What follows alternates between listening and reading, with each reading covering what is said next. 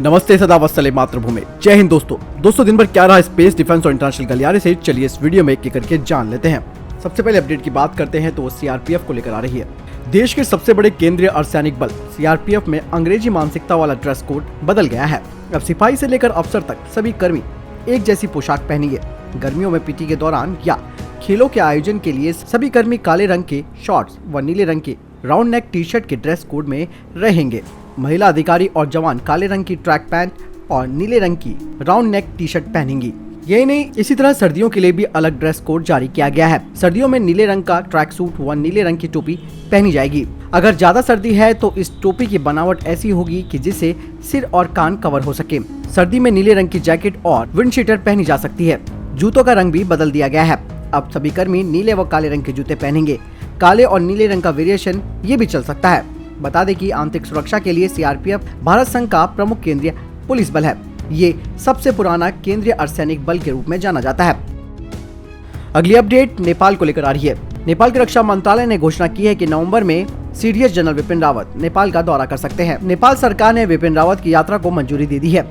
साथ ही अपने अनुकूल समय में देश के पहले चीफ ऑफ डिफेंस स्टाफ को औपचारिक निमंत्रण भेजा जाएगा और ऐसा कहा जा रहा है कि ये यात्रा नवंबर में हो सकती है। इसके अलावा सीडीएस जनरल विपिन रावत नेपाल के पशुपतिनाथ और मुक्तिनाथ का भी दर्शन करेंगे।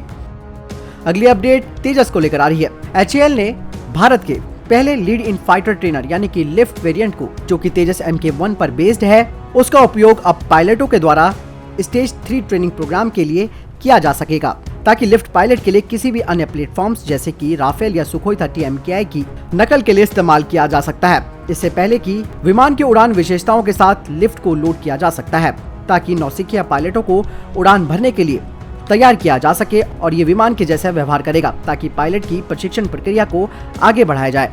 एचएएल ने 2018 में तेजस के लिफ्ट वेरिएंट पर काम शुरू कर दिया और एरो इंडिया 2019 में इसे प्रदर्शित भी किया गया। साथ ही 2021 में भी इंडियन एयरफोर्स द्वारा पहले लिफ्ट वेरिएंट के विकास के लिए आगे भी बढ़ा दिया गया। एचएएल ने 2023 तक Indian air force trainer fighter pilot को बेहतर बनाने की मदद के लिए वाइडेड एरिया डिस्प्ले यानी कि वेड टच स्क्रीन के साथ एडवांस कॉकपिट के साथ पहले ही लिफ्ट ट्रेनर को फील्ड करने की योजना बनाई और इंडियन एयरफोर्स ने 2 स्क्वाड्रन के लिए अलग अलग ऑर्डर देने का भी प्लान किया है। लिफ्ट ट्रेनर का उपयोग लड़ाकू मिशनों के लिए भी किया जा सकता है। इंडियन एयरफोर्स ने पहले ही 18 तेजस MK1 ट्रेनर्स के लिए ऑर्डर दे दिए हैं। अगली अपडेट की बात करते हैं तो वो लॉकहीड मार्टिन को लेकर आ रही है।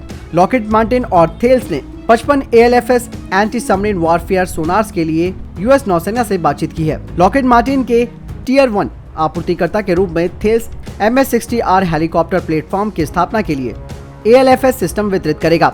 आपको बता दें कि भारत, ग्रीस और डेनमार्क की नौसेनाएं MS-60R अमेरिका की विदेशी सैन्य बिक्री के माध्यम से प्राप्त करने वाली है। थेल्स ने 2000 के दशक की शुरुआत से अमेरिकी नौसेना में 300 से अधिक ALFS सोनार वितरित किए हैं और लॉकहीड मार्टिन के साथ ये नया अनुबंध नौसेना की रणनीति का समर्थन जारी रखेगा। आपको बता दें कि ALFS पनडुब्बियों के विरोध का प्रारंभिक पता लगाने और उन्हें ट्रैकिंग करने के लिए डिजाइन किया गया है और ये एक विस्तृत कवरेज प्रदान करता है।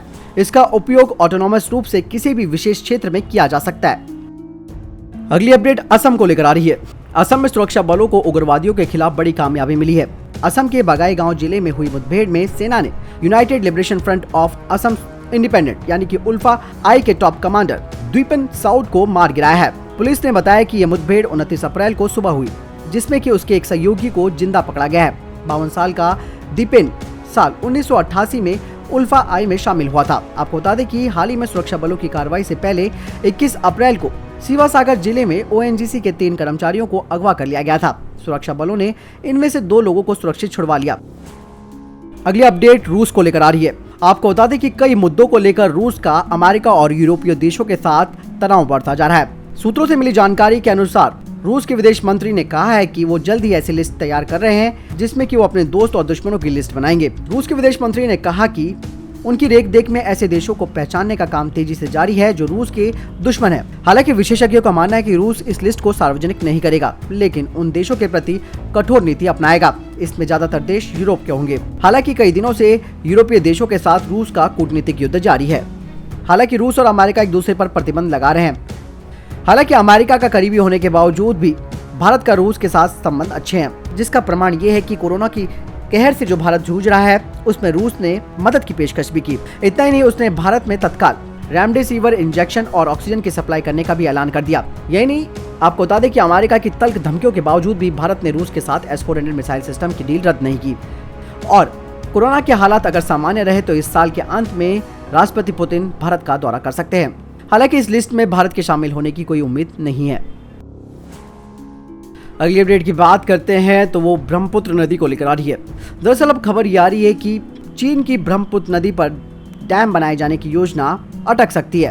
अरुणाचल प्रदेश की सीमा के नजदीक तिब्बत में ब्रह्मपुत्र नदी पर दुनिया का सबसे बड़ा हाइड्रो इलेक्ट्रिक बांध बनाने की योजना पर पानी फिरता हुआ नजर आ रहा है। भारत पहले ही इस परियोजना के खिलाफ रहा है, लेकिन अब लगातार ग्लेशियरों के पिघलने से और उन इलाकों में पानी का रास्ता अवरुद्ध होने से बनी प्राकृतिक झीलों के कारण चीन को इस योजना में अब भारी खतरा नजर आ रहा है। आपको बता दें कि ब्रह्मपुत्र के ग्रैंड कैनियोन में स्थित मेडाक काउंटी में बड़ा बांध बनाए जाने की योजना को चीन ने अपनी 14वीं पंचवर्षीय योजना का हिस्सा बनाया है। इस योजना को इस साल से शुरू किया जाना था। इस साल मार्च में नेशनल पीपल्स कांग्रेस ने चीन की संसद में इसे मंजूरी दे दी थी।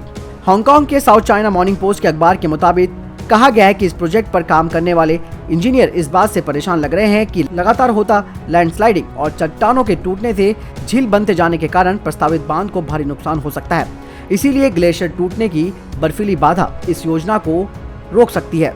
यानी कि चीन को अब तगड़ा झटका लग सकता है, क्योंकि ये जो बांध था वो भारत के लिए एक तरह से रिवर वॉर की तरह इसका वो इस्तेमाल कर सकता था, लेकिन प्रकृति के आगे किसी की नहीं चलती और ठीक वैसा ही हो रहा है। तो दोस्तों, ये थे अभी तक के टॉप डिफेंस और स्पेस अपडेट्स। वीडियो के संबंध में कोई प्रश्न, जवाब या आपका कोई सवाल है, आप कमेंट सेक्शन में लिखकर जरूर पूछ सकते हैं। बहरहाल इस वीडियो के लिए इतना ही। मिलता हूं नए वीडियो के साथ, तब तक अपना ख्याल रखिएगा। साथ ही इस चैनल को सब्सक्राइब करना ना भूलिएगा। जय हिंद, जय भारत।